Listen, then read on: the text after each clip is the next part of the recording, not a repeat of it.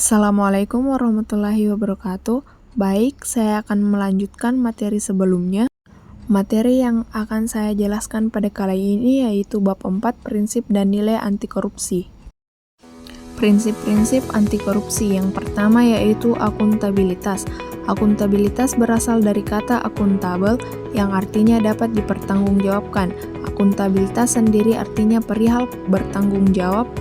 Keadaan dapat dimintai pertanggungjawaban dalam konteks pemerintahan dapat organisasi apapun. Prinsip akuntabilitas sangat diperlukan untuk menjadikannya sebagai pemerintahan atau organisasi yang memiliki tata kelola yang baik.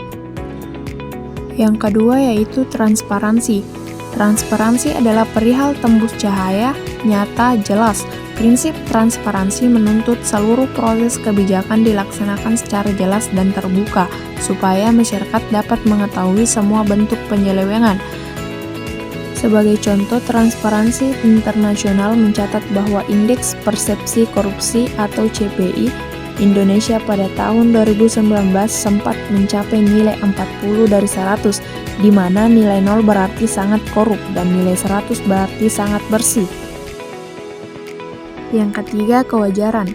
Prinsip kewajaran adalah prinsip yang berusaha mencegah adanya ketidakwajaran dalam proses penyusunan anggaran program, seperti penggelembungan anggaran atau hal-hal yang tidak wajar lainnya.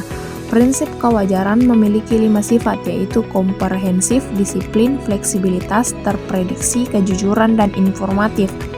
Salah satu contoh kewajaran adalah pemerintah mengharuskan para pejabat publik untuk melaporkan dan mengumumkan jumlah harta yang dimiliki sebelum menjabat dan sesudah menjabat.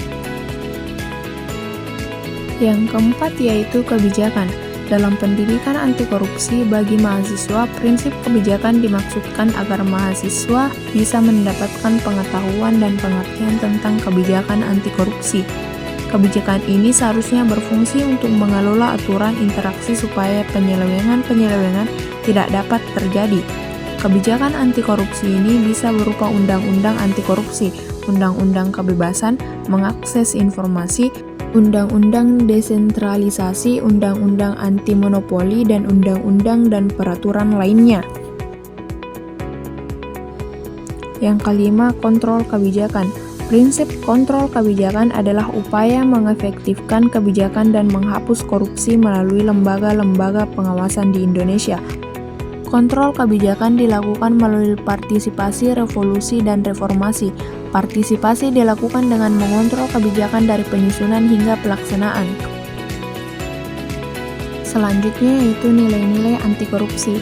Yang pertama, kejujuran. Kejujuran berasal dari kata jujur yang artinya lurus hati, tidak berbohong, dan tidak curang.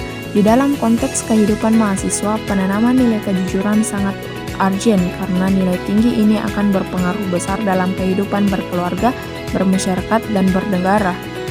Karena itu, kejujuran harus mewarnai seluruh aspek pendidikan dan pengajaran dan mewarnai budaya akademik dan etos kerja seluruh sivitas akademika perguruan tinggi. 2. Kepedulian. Mahasiswa diharapkan menjadi pemimpin keluarga, masyarakat, dan bangsa di masa depan. Kepedulian merupakan nilai penting bagi seorang pemimpin, termasuk mahasiswa. Pendidik perlu mendidik mahasiswa untuk menunjukkan kepedulian terhadap proses pembelajaran, pemeliharaan sumber daya kampus, dan berbagai aktivitas yang memajukan kampus. Mahasiswa diharapkan bersedia membantu orang lain dan menghasilkan produk ilmiah berkualitas. Yang ketiga, kemandirian. Merupakan proses di mana seseorang makin dewasa dan mengurangi ketergantungan pada orang lain, sehingga dia mampu melakukan tugas dan tanggung jawab secara mandiri. Proses ini sangat penting bagi mahasiswa untuk menjalani masa depannya. Mahasiswa harus belajar mengelola kehidupannya dan semua hal yang menjadi tanggung jawabnya. Yang keempat, kedisiplinan. Berasal dari kata dasar disiplin yang artinya ketaatan kepada peraturan. Mahasiswa perlu memiliki kedisiplinan dalam memanfaatkan waktu untuk tugas akademik dan non-akademik guna hidup secara efektif dan efisien. Nilai kedisiplinan ini membantu mahasiswa mendapatkan kepercayaan dalam lingkungan pekerjaan dan masyarakat. Dosen memiliki tanggung jawab dalam membimbing mahasiswa untuk hidup berdisiplin berdasarkan kasih sayang. Yang kelima adalah tanggung jawab. Tanggung jawab adalah keadaan wajib menanggung segala sesuatunya.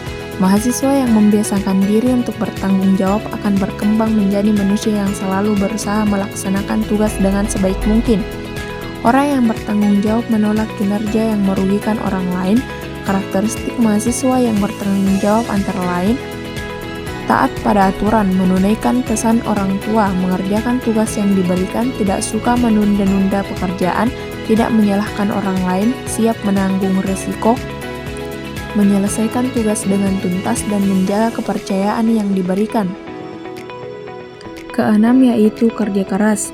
Menanamkan nilai kerja keras pada mahasiswa membantu mereka menjadi pekerja keras yang bermanfaat bagi lembaga, masyarakat, dan bangsa. Perguruan tinggi perlu memberikan tugas dan target yang terukur, namun juga memberikan pemahaman mengenal makna kerja keras, agar mahasiswa memahami alasan dan manfaat bekerja keras. Motivasi bekerja keras harus didorong oleh makna, tujuan, dan manfaat yang benar. Yang ketujuh yaitu sederhana. Sederhana berarti bersahaja dan tidak berlebihan. Perguruan tinggi perlu mengajarkan mahasiswa tentang keunggulan hidup sederhana. Mahasiswa harus dilatih untuk menggunakan dana secara teratur, membeli barang berdasarkan kebutuhan, dan melihat contoh nilai sederhana dari lembaga dan dosen. Mahasiswa perlu memahami dan menerapkan nilai sederhana dalam kehidupan sehari-hari. 8. Keberanian. Keberanian berasal dari kata dasar berani yang artinya memiliki hati yang mantap dan rasa percaya diri yang besar dalam menghadapi bahaya, kesulitan, dan sebagainya. Tidak takut, gentar, kecut. Dalam arti positif, berani yang dimaksud adalah memiliki kemantapan hati dalam melakukan kebenaran.